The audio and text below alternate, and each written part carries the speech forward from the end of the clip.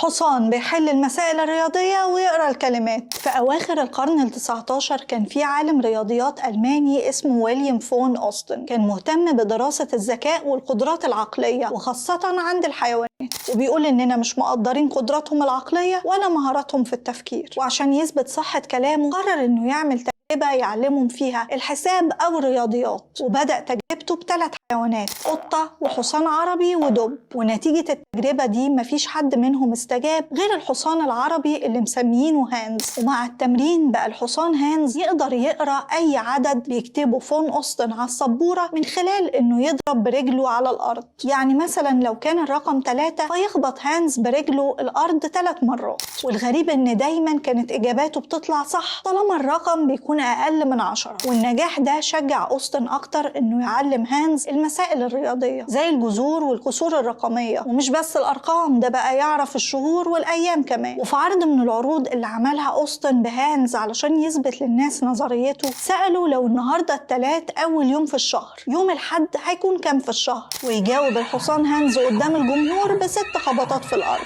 طب إيه هو الجذر التربيعي لرقم 16؟ يجاوب هانز إجابة صحيحة ويخبط الأرض 4 مرات. واللي استغربوا الجمهور أكتر لما قال لهم أوستن إن الحصان هانز بيقرأ الحروف والأسماء، يعني لما يخبط مرة واحدة يبقى حرف الألف، ولو خبط مرتين يبقى ب، وهكذا. وكان هانز في كل مرة يجاوب صح بنسبة 90%، سواء على بعض الأسماء أو في حل المسائل الرياضية البسيطة زي الجمع أو الطرح. وكمان إنه يقولك بكل بساطة النهاردة كام في الشهر. وحسب تقدير فون أوستن لقدرات هانز الرياضية فكانت بتعادل قدرات ولد عنده 14 سنة. بس إزاي ده يحصل؟ هل ممكن الحصان يتعلم كل ده وبشكل طبيعي، ولا دي كانت مجرد خدعة من أوستن؟ ده كان السؤال اللي طرحه بعض العلماء اللي شكوا في تجربة أوستن، وخاصة بعد ما اتكتب عنهم في جريدة النيويورك تايمز في صفحتها الرئيسية، وكمان اشتهروا على الآخر. فطلبت هيئة التعليم الألمانية إنها تعمل بحث مستقل لقدرات هانز العلمية، ووافق فون أوستن على الطلب ده وقال لهم يلا بينا، ما هو متأكد من قدرات هانز اللي ما فيش زيها. واللجنة دي كانت مكونة من 2 من علماء الحيوان وعالم نفسي ومربي أحصنة وبعض أساتذة المدارس وكمان مدير سيرك، وكل دول عملوا اختبار شامل لقدرات الحصان هانز. وسنة 1904 صرحت اللجنة إن مفيش أي تحايل أو خدع في قدرات هانز العلمية، وإن إجاباته كانت حقيقية وسليمة. بس اللجنة ما وقفتش عن الاختبار ده وحولت الحصان لعالم السيكولوجي أوسكار فيونكست، اللي عمل له معسكر مخصوص وحط له أسئلة كتيرة إجاباتها مختلفة. وطبعا كل ده بوجود مدرب الحصان هانز أوستن، وفعلا بقى يجاوب الحصان هانز على كل الأسئلة الموجهة ليه سواء من أوستن أو أوسكار، لحد ما طلب أوسكار من فون أوستن إنه يبعد عن مكان الاختبار. والغريب إنه لما بعد ابتدى الحصان هانز إجاباته الصح تقل ويجاوب غلط أكتر. بس يا ترى سبب اللخبطة دي إيه؟ عشان يعني أوستن هو اللي بيدربه ولا إيه الحكاية؟ هنا أوسكار افتكر إنه وصل لملاحظتين أو سببين. أول سبب إن لما الشخص اللي بيسأل السؤال ما بيكونش عارف إجابته، الحصان هانز بيتلخبط وبيجاوب غلط، وإن الحصان برضه بيجاوب غلط لما الشخص بيسأل السؤال من بعيد.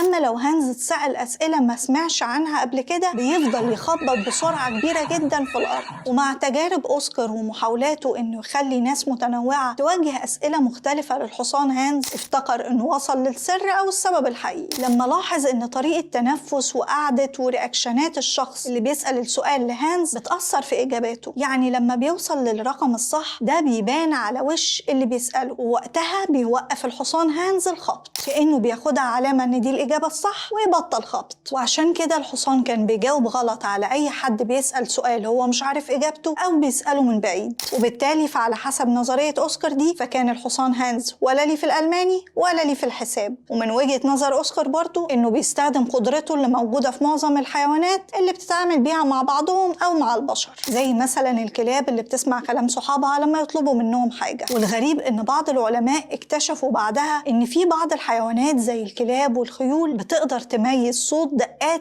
قلب الإنسان. بس الأغرب من كده اللي حصل بعد وفاة فون أوستن أو مدرب الحصان هانز، لأن سنة 1909 لما توفى اتنقلت ملكية الحصان هانز لواحد جواهرجي اسمه كارل، وقرر إنه يكمل المسيرة ويكمل تعليم الحصان هانز. والموضوع فتح منه شوية وقرر يعلم 4 حصنة تانيين الحساب والقراءة. بس الأغرب هنا واللي بينفي نظرية أوسكار اللي فاتت إن كان في 2 من الخيول دي ما كانوش بيشوفوا، يعني ما كانوش هيعرفوا يشوفوا بيشوفوا تعابير وش اللي بيسألهم السؤال، وبالرغم من كده كانوا بيجاوبوا صح بنسبة 90%. وده اللي خلى أوسكار نفسه وشوية من العلماء يعيدوا تفكير في الموضوع ويتقسموا لأكتر من فريق. جزء منهم أصر على نظرية أوسكار اللي بتقول إن الحصان بيفهم الإجابة الصحيحة من خلال تعابير وش اللي بيسأل. بس إزاي بقى النظرية دي تكون سليمة وفي حصانين أصلاً ما بيشوفوش؟ ده السؤال اللي خلى الجزء الثاني من العلماء الباحثين في مجال الباراسايكولوجي أو علم القدرات الخارقة وما وراء الطبيعة يقولوا إن في بعض الحيوانات عندها القدرة على التخاطر عن بعد، يعني بتقرأ أفكار الشخص اللي بيسألها مهما كانت المسافة بينهم. وفي مجموعة تانية مقتنعين إن الحيوانات ممكن تتعلم الحساب والكتابة عادي جدا. قولولي بقى تفتكروا أنهي نظرية هي الأصح؟